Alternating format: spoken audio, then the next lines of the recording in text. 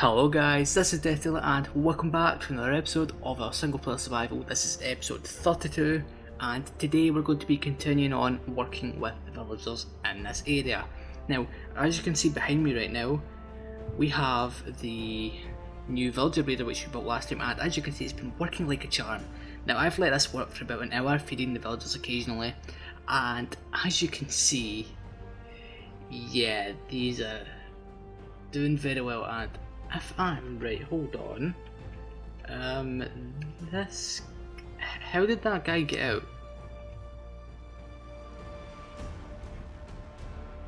How did that guy get out? He wasn't there a moment ago. And oh dear. This design is slightly flawed, folks. That's not good. But yeah, today we're going to be working out the food system for the village, for the villager breeder, because I've been using a micro farm which is set up right there and it's not exactly been ideal for this. So let me gather some resources and we'll get started on building this thing. Okay guys, I am back, and as you can see with my inventory we have a ton of shulker boxes because I have now gathered all of the resources. Now I've went overboard in the amount of resources we actually need because I've decided to go a little bit overboard with the design of this food farm. So we're going to be using unitary bits design with a few modifications of course, so that it works in the current version of the game. And we were doing the 4 farms in the 1 tower. They're only going to be carrot and potato ones. We're not going to do any of the other food items because, well, seeds and stuff. But yeah, we're going to do 4 layers in the 1 tower, and we're going to have 4 towers in a little kind of diamond type shape. But yeah, as you can see by the villager count as well, we're up to like 47-ish villagers. Yeah, I'm liking this. Now, we need a ton of brown coats for this project, which is going to be a problem. I don't know exactly how many brown coats we have, because we'll need the brown coats to go around on the layers actually doing the farming, and then we can have any type of villager as the villager that's standing in the middle starving. So yeah, this is going to be fun. But yeah, we're going to have the farm all the way at the top of that pillar there. It's going to be the first one there, and then we're going to bridge out that way and do the rest of them, because if we come any further this way, I think it'll be in range of the village and the villagers will start going haywire in there, which is not exactly ideal for this project. Now, if you remember in the past, these farms used to be ridiculously overpowered. You would get tons and tons of drops. Nowadays it's kind of been nerfed. That's why I've kind of went overboard with the design, or I plan to go overboard with the design, I should say. But yeah, this is going to probably take me quite some time, so we're going to do this in time-lapse fashion because we all know you love time lapses, right? Yeah. Anyways, I hope you enjoy this and let's begin. Okay guys, I am back, and I know I said I would do a time lapse, but I kind of ran out of space in my hard drive. Yeah, I forgot to clear it out. So yeah, I lost all of that footage. But as you can see, we have built a portion of this farm already. I already have the rail which takes us from the villager breeder all the way up, and here we are. So right now we're implementing the hungry villager into the first segment of this 4-segment tower thing. Yeah, complicated names and stuff. But yeah, this is a modified version of Unity Bits design. Nothing too complex. Of course I was using a diamond hole because I'm a badass like that.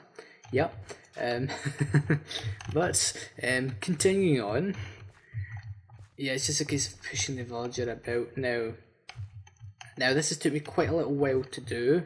I went through several different iterations. I had to alter the design a few times because certain things didn't work, because the way certain mechanics were changed and stuff. But if we just get in here,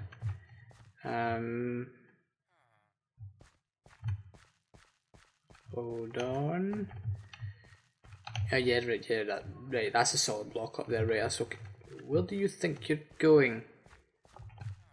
Guy? No, you're going this way. Yeah, I hate working with villagers. I've spent too long doing it these past few episodes, sorry. But yeah, this episode has been pre-recorded with all of the other ones, so yeah, that excuse is pretty valid. But yeah, in you go, villager. Perfect, so he's up here now, and then we place this carpet like so, and also if I get out the appropriate blocks, remove this, place a solid block, and then we can remove that block as well, and we should probably till this area too.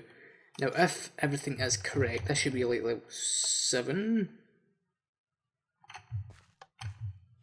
Oh well, it won't tell me now. Hold on. Yeah, like level 7. Excellent. Right, so that's working. So the farmer villager will... It doesn't have to be a farmer villager specifically, it needs to be a brown coat. But they'll come walking around, so walk around harvesting things. Need to put some leather pads on top of the water. And come over here and then he'll throw it. He'll throw it to that guy right there. Or he'll try to. And it'll go down, he will shoot right there. So I'm going to finish, well, I'm going to make some more progress with this design, or this farm. I think what we'll do is, how far are we into the video right now? Just over the 5-minute mark, we've already done this much. Whoa, wow. I guess we can finish off this layer and implement the item stream, which will be below the farm, and then we'll see how this layer itself performs before we build the rest of them. Yeah, sounds good. Okay guys, I am back, and in between the last clip and this one, I put in the farmer villager, which we got from down below. He's like a fisherman or something. And the farm was actually broken. Now the problem was that once, well, it was 2 blocks too large. So when the villager got to like the edges of it, it would lose interest in the hungry villager in the middle, which wasn't exactly good. And with the way things were, the block in here, like whenever the villager would plant something, it wouldn't update. So yeah, once that block was filled in with like a potato or something, it just wouldn't work. We've also blocked off all of the areas up here because the light could also interfere with this area. But yeah, once this farm is, all of the other layers are implemented, this shouldn't be a problem. Now let's go and take a look at the drops. So remember, this is on the one layer, and you can see him throwing some things. Let's just watch, see if he does it again. Yep. Yeah. Anyways, if we come along here, you can see... Oh, I forgot we put this in.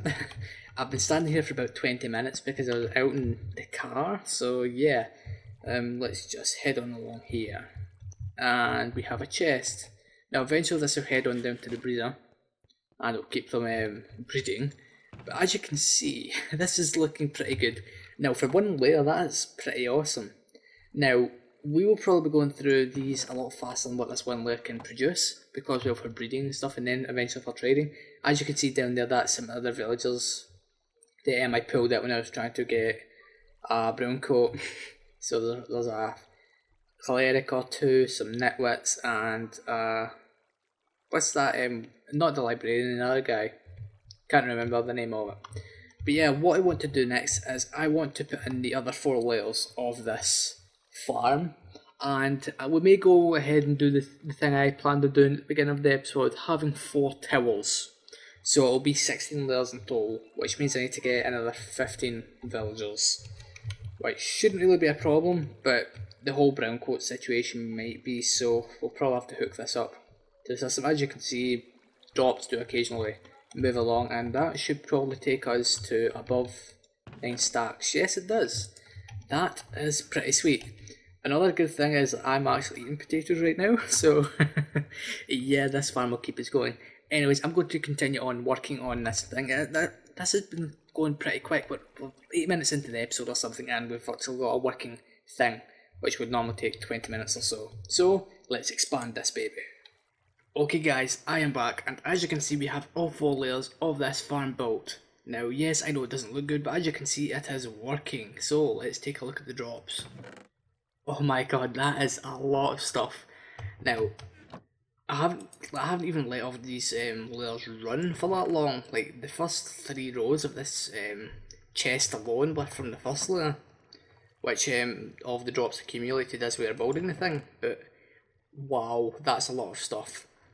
Now yes, it's going to be going towards our villager breeding type thing, but we're also going to have to set up like a bulk storage system for all this stuff, which will probably utilise some shulker boxes, which in fact we need to go and gather some more shulker shells because we are running ridiculously low, and I want to be able to use shulker boxes and stuff a lot more.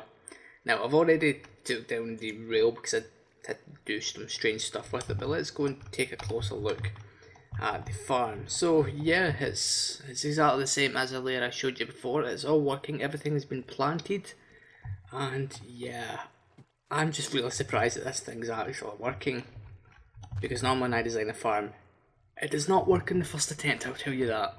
But I'm going to decorate this a little bit because I don't exactly like how flat it is, and once we are back, hopefully this will look a bit better.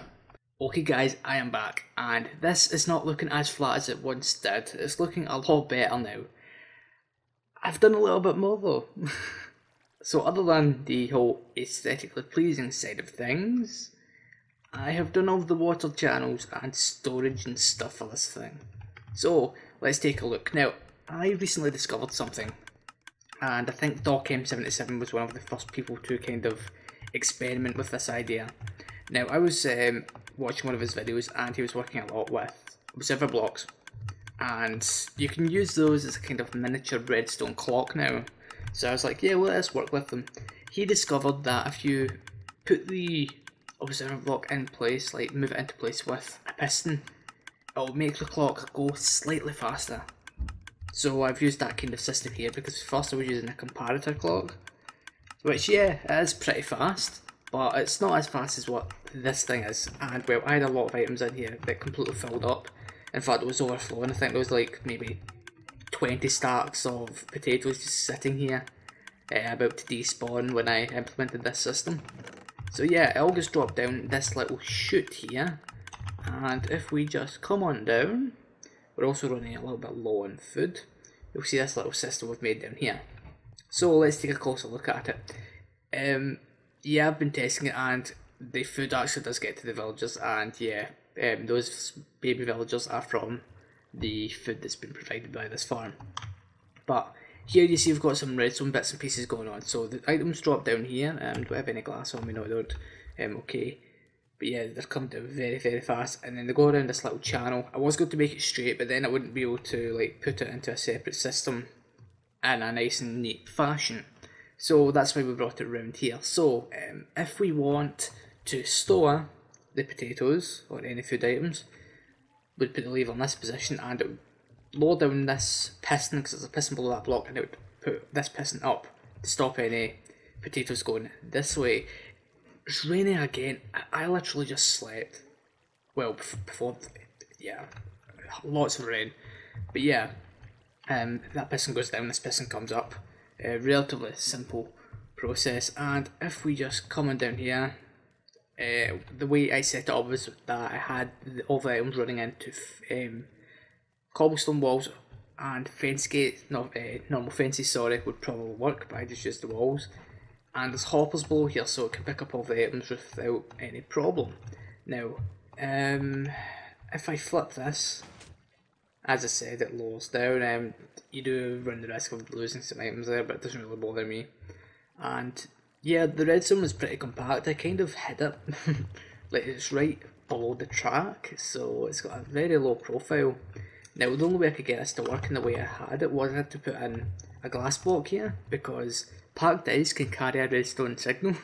So it created a redstone torch burnout clock right here, and yeah, so there's a piston there, so it's basically a NOT gate right there. But if we, in fact, if we turn it on, and let's zoom on over to the breeder, and you should be able to see that this is probably the best place to stand, yes. So yeah, the first row, like, I haven't even set up the second row of villagers yet, even though we'll have enough, but the food always gets eaten by these guys, which is pretty interesting. Now we're going to set up another one of those farms. The only problem is when you get really close to them, they're really laggy, on my machine anyways, which isn't exactly ideal. But yeah, you can see they're breeding because the food is being provided, and let's see if we can see a villager drop down. Because yeah, this is a very, very nice thing. I really need to get rid of those. That's just so that I can get in and out and check to see the whole system is working right. But yeah, the food that's being provided by the farm is working like a charm. I'm really happy about this design, and it didn't take us that long. Well, it did take us quite a while to do, but yeah, it works guys, it works. which is pretty interesting. Now, next episode, I want to get all of this villager stuff sorted out, because look, there's like 50 villagers in there, and then plus all these villagers here. And I want to get a trading set up all done and dusted, because, well, one, I want a ton of mending books for all of my items, because I only have it for a few items. This bow, of course, which you can't craft anymore. But yeah, it's something we really need to do. Then we can start working on other projects. Besides, I want emeralds as well, because it's a very nice building block. Emeralds, of all things, it's the most expensive block in the game, and I like building with it. Well, saying it's me, right? Yeah. But anyways, guys, I'm afraid that is it for this episode. So, as always, if you like this episode, please make sure to hit that like button. And if you really enjoyed it and want to see more, make sure to subscribe. Thank you for watching, and as always, I'll see you guys next time.